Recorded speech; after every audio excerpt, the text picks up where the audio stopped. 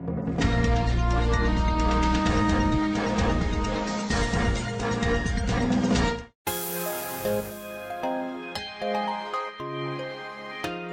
sendiri merupakan salah satu jebolan ajang kontes penyanyi dangdut dan berhasil menjadi juara pertama pada kontes Dangdut The Academy pada tahun 2014 lalu. Memiliki honor ratusan juta rupiah, Lesti nyatanya tak lantas hidup bergelimang kemewahan. Mengulik kisahnya, banyak hal berat yang terjadi pada Lesti.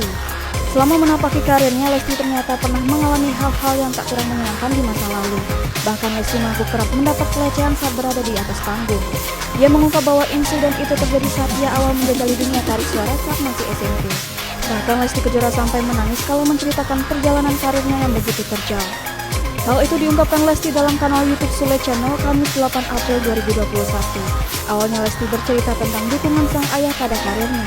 Ia mengaku awalnya tak suka menjadi penyanyi, namun perlahan Lesti mulai nyaman dan ingin serius belajar. Dan pada suatu saat, ayah Lesti sempat melarang anaknya menyanyi lagi. Pasalnya ia tak lega melihat Lesti hampir dilecehkan. Saat itu ayah Lesti enggan berharap suatu saat nasib sang anak bisa berubah sehingga tak lagi mengalami hal buruk. Dan kini semua harapan sang ayah itu pun jadi kenyataan.